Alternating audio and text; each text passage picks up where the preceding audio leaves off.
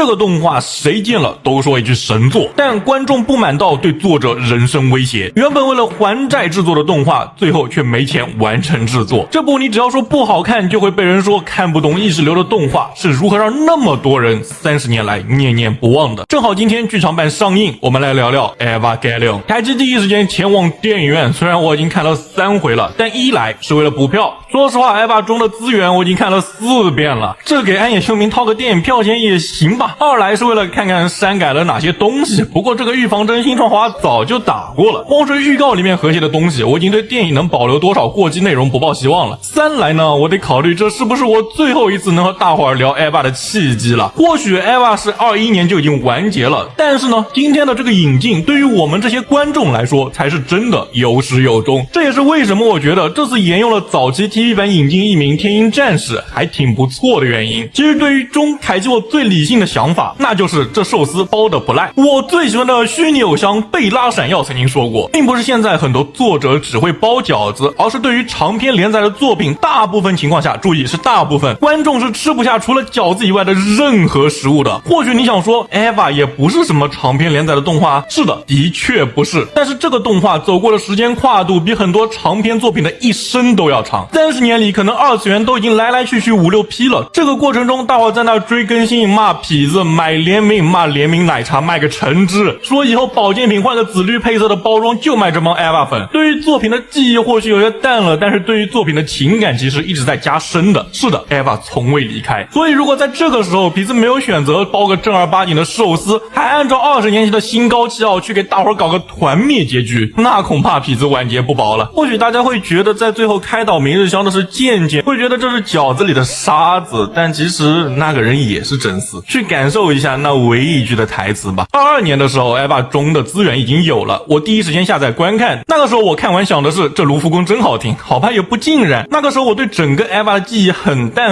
在看中之前，我没有选择把前面几部重温一下，自然在情感上的冲击也就没有那么深刻。当时最大的触动应该是定真寺挨个询问同伴你现在如何，想要如何，告诉他们你可以如何。这应该不算什么剧透吧。当时我是真的带入进去了，周围的朋友都已经踏入了人生的下一个阶段，好像只有我在原地踏步。我向他们发出来自过去的提问，现在的你们感觉如何？但其实这和电影没什么关系，仅仅是在那一刻我感受到了这样的情绪。毕竟这一次去电影院看的时候，我并没有这样的感觉，可能是心境不一样了，也可能是因为我昨天把续破 Q 重看了一遍，这一次我看哭了，眼泪夺眶而出，我完全没有意识到，没有一丝丝防备。我不知道是什么让我哭出来的，可能是我看到终于有人愿意拯救真丝，无论是谁，至少这个孩子还是被人爱着的，哪怕到最后一刻，他决定肩负起所有的一切，也依然有人愿意用纯粹的爱去保护他，告诉他没关系的孩子，你可以不用这样，你也可以拥抱属于你的未来，还有人要来接你，没关系的，后面的事情交给我吧。没有任何言语，只有动作。此时此刻就像最初的那样，楚好基护住了他，诉说着那句世间绝对的真理，我爱你。或许我就是被这样的美好给打动了吧。在所有的饺子里，我觉得最好的是车站里定真死拉起了珍惜波的手，跑出了车站。这是一个顶级的人物弧光设计，真是最大的成长就是他不再是那个被人推着走的人，而是可以主动拉起别人手的人。而车站那更是一个无敌的设计，抛开那些有的没的符号学，在前面所有的动画中，真嗣几次踏上这个车站，但这是唯一一次明确给到了真嗣走出了这个车站，他终于走出了自己的挣扎。上映前我花了2天时间回顾 EVA， 第一天我看完了 TV 版和老剧场版，第二天我看完了续破 Q， 只是为了今天看这个钟。我发现这个27岁的灵魂和以前10几岁时候看到的东西就是不一样的。我第一次看完 EVA 这些剧集应该是在16岁，当时我看到断头大百里和串串香那些画面，只觉得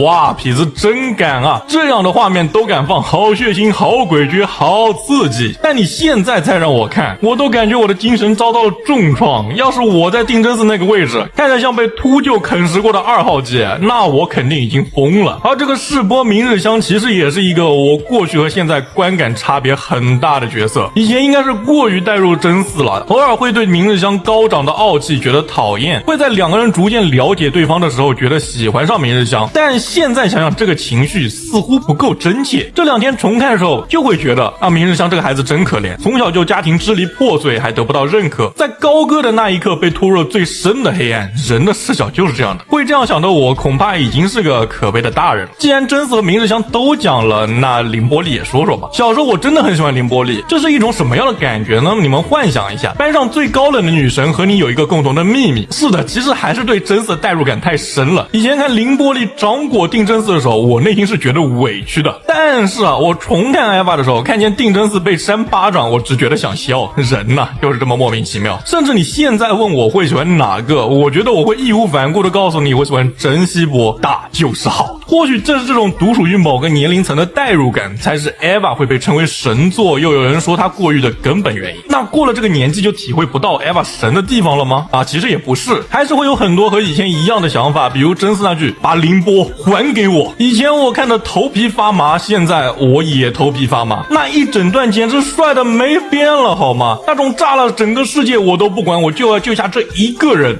天气之子也是一种 EVA。就这个人的心里啊，总归还是有一股永远不会磨灭的想要抛开所有去冲刺的火焰，这是哪怕人到中年也依旧不会改变的，哪怕没有实际行动也永远不会消失的。这是和爱同等的东西，同样是绝对的真理。还有一种和过去的自己类似的感受，那就是我仿佛在 EVA 里看见了痞子在诉说着自己。这种感觉在中里面定元堂自己在那独白的时候最明显，感觉他在毫无保留的讲述自己的心路历程。制造 EVA 就是他做动画的这些年。在更早以前，我听说那句不开 EVA 就滚是宫崎骏在制作风之谷时期对安野秀明说的，画不了就滚。那个时候我以为定真嗣才是安野秀明，他把自己毫无保留的端到观众面前，那种胆小怯懦但又明白自己该干嘛。但是直到前段时间，我们伟大的动漫博主平子君152紫君人格战胜了平黄人格后，出了个 EVA 视频。他说其实 EVA 里每一个角色都可能分到了一点点安野秀明，据说就连葛城美里也是。他低规则的动作就是安野秀明的行为。明日香身上那种傲气，比谁都要努力，希望得到他人肯定的同时，自我认同又有很大的缺失，可能就是痞子。凌波丽那种对自我身份的感知，自己到底是谁，到底应该干什么，没有命令就无所适从，可能也是痞子。定真嗣肯定是痞子，那种挣扎和想要逃避，不知道是不是他做动画亏钱之后的想法，甚至可能加持那种希望能够回家种西瓜，也是痞子内心小小的希冀。至于真希波，那我觉得单纯只是痞子喜欢大的。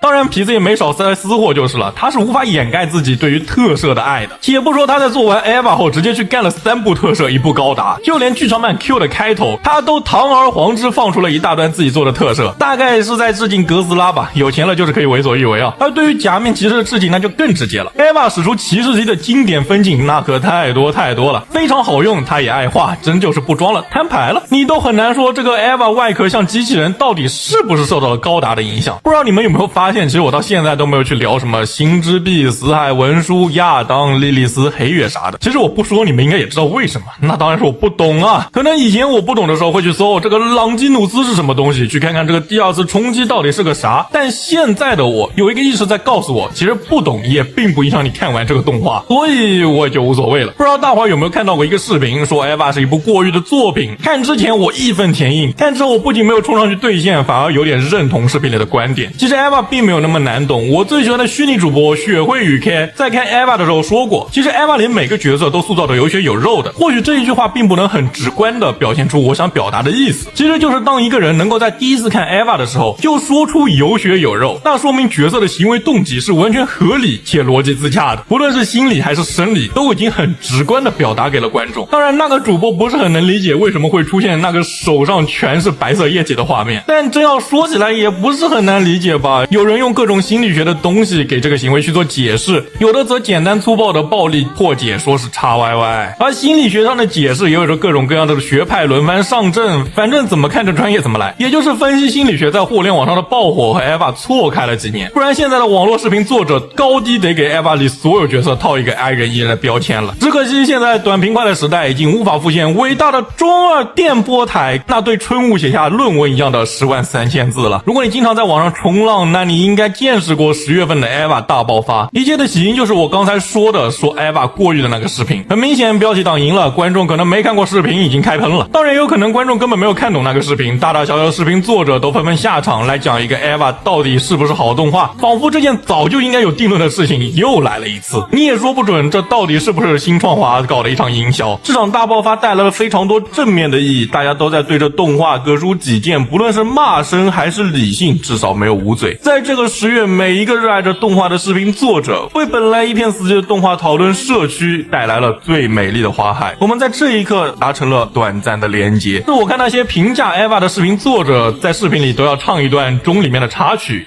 就是那个没有日期的墓碑啊，我也唱一首好了。私はあなたと知り上げたことを、私はあなたと愛してたことを、死ぬまで